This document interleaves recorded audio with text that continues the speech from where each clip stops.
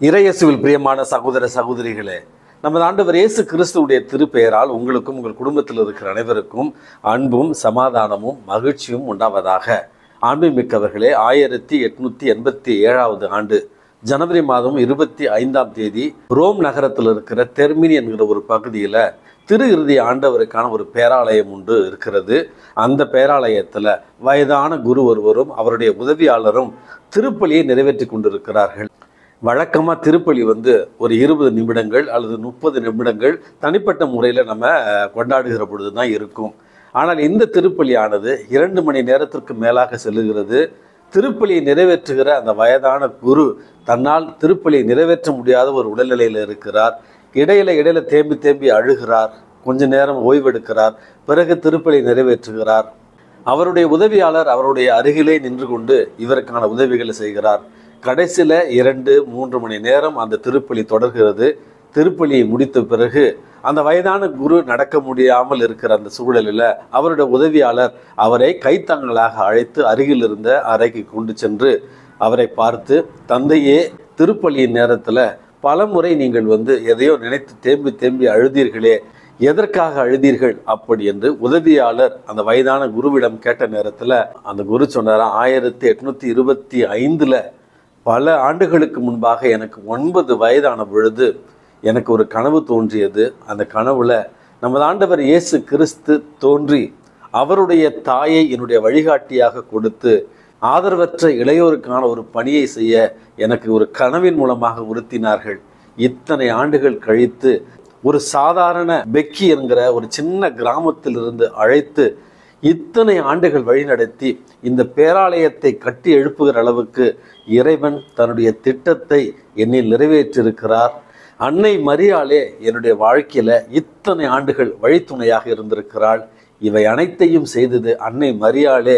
என் வாழ்வில் நிறைவேறிய இறை திட்டத்தை நினைத்து என் வழியாய் இறைவன் செய்த அரும் காரியங்களுக்கு நன்றி உணர்வோடு, அழுகையோடும் நன்றி உணர்வோடும் மகிழ்ச்சியோடும் இந்த திருப்பலியை நிறைவேற்றினேன் அப்படி என்று சொன்னாராம் அந்த வயதான குரு.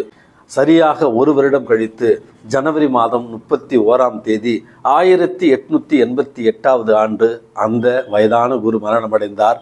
திருச்சபையில் இன்றைக்கு இளைஞர்களின் தந்தை, அனாதைகளின் தந்தை அப்படி என்று அழைக்கப்படுகிற புனித தொன்போஸ்கோவை பற்றி தான் இவ்வளவு நேரம் நான் சொல்லி கொண்டிருந்தேன். ஆம், அன்புமிக்க சகோதர சகோதரிகளே, நான் சார்ந்திருக்கிற புனித தொன்போஸ்கோ சலேசிய சபையினுடைய நிறுவனர் தூய தொன்போஸ்கோ இளையோரின் பாதுகாவலர், கல்வியாளர்களின் பாதுகாவலர், அச்சகம் வைத்திருப்பவர்களுடைய பாதுகாவலர், கைவிடப்பட்டவர்களுடைய பாதுகாவலர் என்று அழைக்கப்படுகிற அவருடைய விழாவைத்தான் இன்றைக்கு நம்ம கொண்டாடுகிறோம். இவர் பிறந்தது வட இத்தாலியில பெக்கி என்கிற ஒரு சிறு கிராமத்தில். பிறந்த 2வது ஆண்டிலேயே தந்தையை இழந்து விடுகிறார். தாயினுடைய அரவணைப்பு, பாட்டியினுடைய அரவணைப்பு, 2 சகோதரர்களுடைய துணையோடு தான் இவருடைய வாழ்க்கை பயணம் தொடர்கிறது. குடும்ப வறுமை காரணமாக கல்வியை கற்க முடியாத ஒரு சூழல். அந்த நேரத்தில் தான் தந்தை இல்லாத ஒரு நிலையை உணர்கிறார். ஆதரவற்ற குழந்தைகளுடைய வாழ்வு எப்படி இருக்கும் என்பதை தன்னுடைய வாழ்வில் அனுபவித்து பார்க்கிறார் தூய தொன்போஸ்கோ. தன்னுடைய தாயினுடைய உதவியோடு அருகில் இருந்த கியரி என்று சொல்லப்படுகிற ஒரு இடத்திற்கு வேலை செய்து கொண்டே படிக்கிற ஒரு வாய்ப்பை பெறுகிறார். இளம் வயதிலேயே வேலை செய்து அதனால் வரும் வருமானத்தை வைத்து தன்னுடைய குருத்துவ பயிற்சிக்காக அவர் கட்டணத்தை செலுத்தி அவர் குருத்துவ பயிற்சிகளை முடித்து 1841ஆவது ஆண்டு குருவாக திருநிலைப்படுத்தப்படுகிறார்.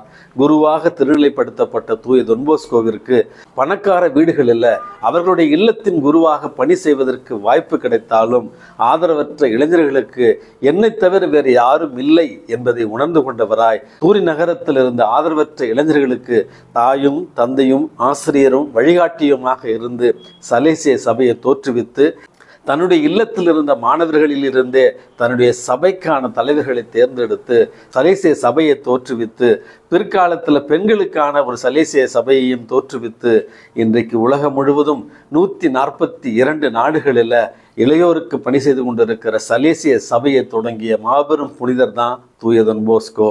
தூய தொன்போஸ்கோ அப்படி என்றாலே இளையோரின் தந்தை என்று தான் எல்லோருமே அறிவார்கள். அன்புமிக்கவர்களே, அந்த தூய தொன்போஸ்கோவினுடைய வழித்தோன்றலாகத்தான் இன்றைக்கு உலகம் முழுவதும் சலேசிய குருக்கள் எங்களை போன்றவர்கள் இளையோர் பணியையும் நற்செய்தி பணியையும் இன்றைக்கு செய்து கொண்டிருக்கிறோம். இந்த அருமையான தினத்தில் தூய தொன்போஸ்கோ அப்படி என்று சொன்னாலே அவரிடமிருந்து கற்றுக்கொள்ளக்கூடிய அழகான 3 பாடங்களைத்தான் உங்களோடு நான் பகிர்ந்து கொள்ள விரும்புகிறேன். தொன்போஸ்கோவை பற்றி பேசணுன்னா எங்கள் சபையில் அவருடைய வாழ்க்கையை பற்றியே 17 புத்தகங்கள் எழுதியிருக்கிறார்கள், இன்னும் எழுதி கொண்டு தான் இருக்கிறார்கள். காரணம், கடவுளுடைய திட்டத்தின்படி ஒரு ஏழை எளிய குடும்பத்தில் பிறந்தாலும் அன்னை மரியாளை வழித்துணையாக கொண்டு வாழ்நாள் முழுவதும் இறை சித்தத்தை கீழ்ப்படிதலோடு நிறைவேற்றியதால தான் இன்றைக்கு தொன்போஸ்கோ இவ்வளவு உயரிய இடத்தை அடைந்திருக்கிறார். அன்புமிக்கவர்களே, ஒரு சலேசியனாக தூய தொன்போஸ்கோவிடமிருந்து நான் கற்றுக்கொண்ட உங்களுக்கும் அதை பகிர்ந்து கொள்ளுகிற விஷயங்களை இன்று உங்களோடு பகிர்ந்து கொள்ள விரும்புகிறேன். முதலாவது, தூய தொன்போஸ்கோ அப்படி என்று சொன்னாலே நற்கருணை நாதர் மீது பக்தி கொண்ட அதே பக்தியை உலகம் முழுவதும் பரப்பிய ஒரு புனிதராகத்தான் நம்ம பார்க்கிறோம். பல நேரங்களில் அவர் நடத்தி வந்த இந்த ஏழைகளுக்கான அந்த இல்லங்களில் உணவு பற்றாக்குறை, மற்ற வசதிகள் இல்லாத நேரத்தில் திவ்ய நற்கருணை முன்பாக இளைஞர்களை ஜெபிக்க சொல்லுவாராம். அன்புமிக்கவர்களே, உதவி கிடைத்த உடனேயே மறுபடியும் இளைஞர்களை திவ்ய நற்கருணைக்கு முன்பாக சென்று ஜெபிக்க சொல்லுவாராம். அந்த அளவுக்கு திவ்ய நற்கருணையின் மீதும் நற்கருணை நாதர் மீதும் அளவு கடந்த அன்பு கொண்ட, அளவு கடந்த பக்தி கொண்டதால தான் கத்தோலிக்க திருச்சபையில சலேசிய சபை இந்த அளவுக்கு உயர்ந்திருக்கிறது என்றால் நிச்சயமாக அது மிகையாகாது. இரண்டாவது ஒரு பாடமாக தூய தொன்போஸ்கோவினுடைய வாழ்க்கையில நாம கற்றுக்கொள்ள வேண்டியது அவருக்கு இறை பராமரிப்பின் மீது இருந்த அளவு கடந்த நம்பிக்கை. பல நேரங்களில் உணவுக்கே வழி இல்லாத ஒரு நேரத்தில எல்லாம் இளைஞர்களை ஒன்று கூட்டி மன திடத்தோடும் தைரியத்தோடும் நம்பிக்கையோடும் செபிப்பாராம். அந்த ஜெப வேளையிலேயே பலர் இளைஞர்களுக்கு உணவு கொடுத்து செல்வார்கள், பண உதவி செய்வார்கள் என்று தொன்போஸ்கோவுடைய வாழ்க்கையில பல இடங்களில் பார்க்கிறோம். அன்புமிக்கவர்களே, நாம் வாழ்கிற அந்த ஒரு காலகட்டத்தில் இறைவன் மீது நம்பிக்கையற்றவர்களாய், எதிர்நோக்கற்றவர்களாய் வாழுகிற நமக்கு தூய தொன்போஸ்கோ கற்றுத்தருகிற இரண்டாவது பாடம், எந்த சூழ்நிலையிலும் இறைவன் நம்மை கைவிட மாட்டார். ஆகவே இறை பராமரிப்பின் மீது நம்பிக்கை வைத்து விசுவாசத்தோடு ஜெபியுங்கள், நீங்கள் புதுமைகளை என்னவென்று காண்பீர்கள். மூன்றாவது ஒரு அழகான பாடமாக தூய தொன்போஸ்கோவிடமிருந்து நான் கற்றுக்கொண்ட பாடம், சகாய அன்னையின் மீது அவருக்கு இருந்த அளவு கடந்த நம்பிக்கை. 9 வயதிலேயே தூய தொன்போஸ்கோ நமது ஆண்டவர் இயேசு கிறிஸ்துவினால் அறிவுறுத்தப்பட்டு அவரையே அடித்தளமாக கொண்டு அன்னை மரியாளை வழித்துணையாக கொண்டு கட்டப்பட்டதுதான் சலேசிய சபை. இந்த சலேசிய சபையினுடைய வளர்ச்சி முழுவதையும் தூய தொன்போஸ்கோ அடிக்கடி சொல்வார், ஷீ டிட் இட் ஆல் அப்படி என்று. அன்னை மரியாளே இவை அனைத்தையுமே செய்தவள் அப்படி என்று அன்னை மரியாளுக்கு தன்னுடைய வாழ்நாள் முழுவதும் நன்றி உணர்வோடு வணக்கத்தை செலுத்தியவர் தான் தூய தொன்போஸ்கோ. அதனுடைய ஒரு நினைவாகத்தான் தான் தொடங்கிய மகளிருக்கான துறவர சபைக்கு அவர் இட்ட பெயர் daughters of Mary help of Christians. அப்படி என்றால் சகாய அன்னையினுடைய அன்பு புதல்விகள் என்று தன்னுடைய துறவர சபைக்கு பெண்களுக்கு அந்த பெயரை இட்டார். எந்த அளவுக்கு அன்னை மரியாள் மீது தூய தொன்போஸ்கோ நம்பிக்கையும் அன்பும் கொண்டிருந்தால் இந்த துறவு சபையில் இருக்கிற பெண்கள் வாழும் சகாய அன்னையர்களாக வாழ வேண்டும் என்று தொன்போஸ்கோ ஆசித்திருப்பார் என்று உங்களுக்கு இதன் மூலமாக புரியும்.